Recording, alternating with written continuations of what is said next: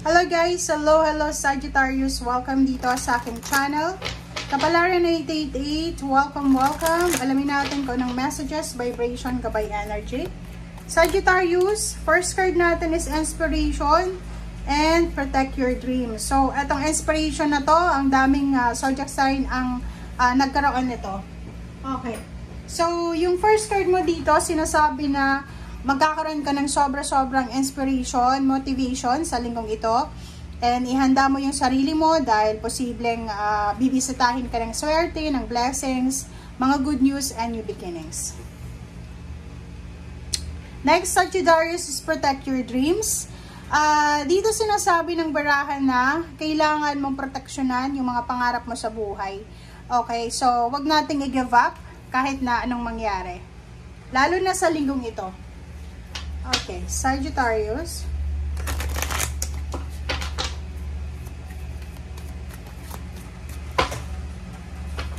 First card natin is leave the past behind. Okay, para yan sa mga Sagittarius. And resonated din siguro yung mga Leo. Okay.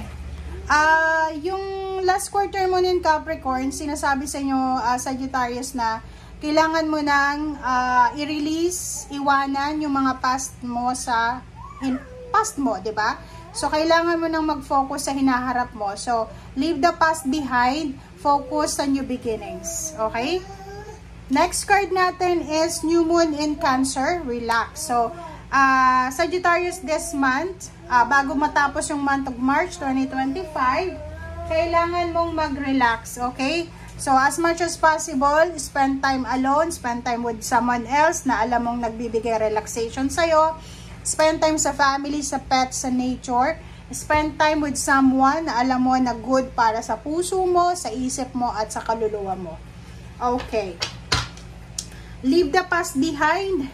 Huwag mo nang balikan yung mga bagay-bagay na alam mo na pwedeng magdala sa'yo ng stress, ng anxiety, ng fear, ng pain, heartaches, or anything.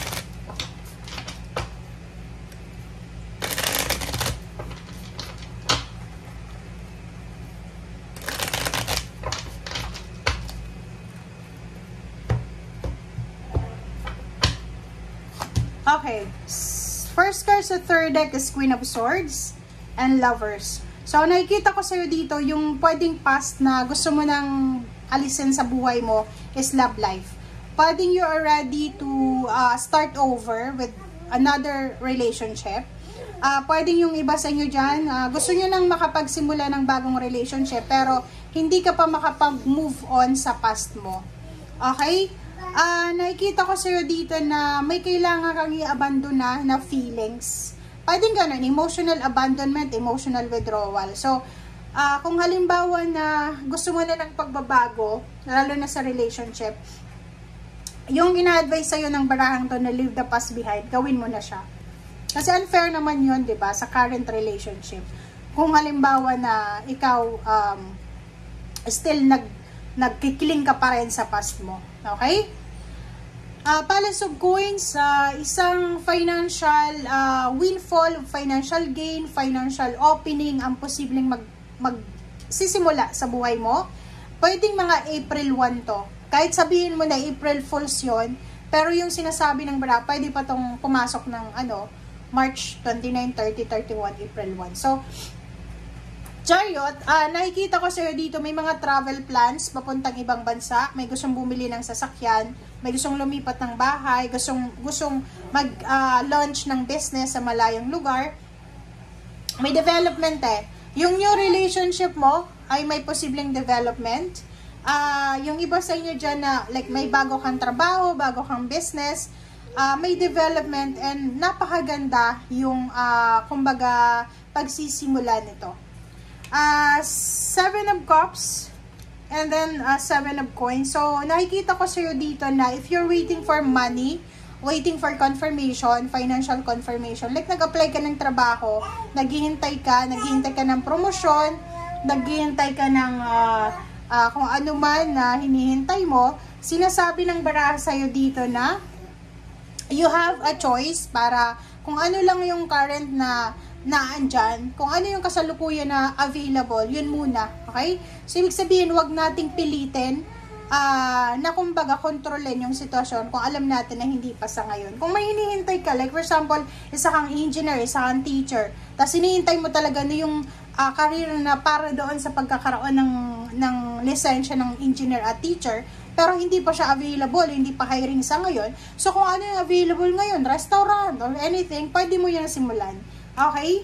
Good news about money. So nakikita ko pwedeng makatanggap ka ng message offer from someone na financially stable from Earth Signs, Virgo, Capricorn, or Taurus, or pwedeng makatanggap ka ng offer na financial, pwedeng from bank, or pwedeng from someone na financially stable.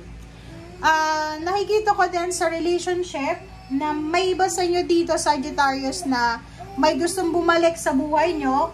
Ito ay sa mga ex nyo na, like for example, yung may mga ex na Sagittarius na financially stable sila.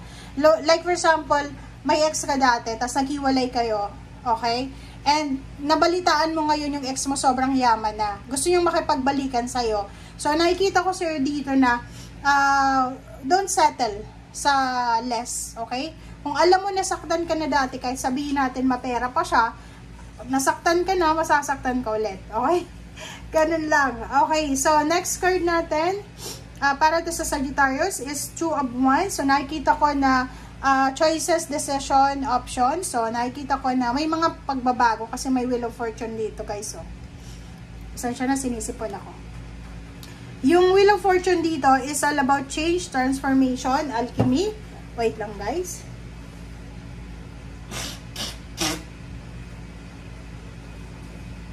Okay, so yung Wheel of Fortune dito is all about change. So, may pagbabagong magaganap sa mga decision making mo, sa mga mindset mo. And sinasabi ng baraha, huwag kang magpadalos-dalos. Itong Knight of Swords is masyado itong mabilis eh.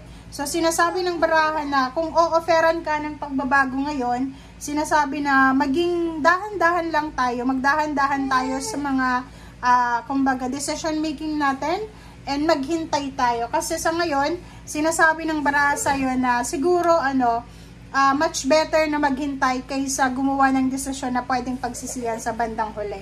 Ten of Cups, sinasabi ng baraha sa'yo dito na bago matapos yung month ng March 2025, sobra-sobrang happiness, joy, prosperity, abundance, sobra-sobrang fulfillment, achievements, celebration, basta marami kayong emotional development na mangyayari sa buhay nyo. So, sa relationship, nakikita natin maayos yung relationship, pamilya, magiging maayos yung takbo ng money and career and relationship din.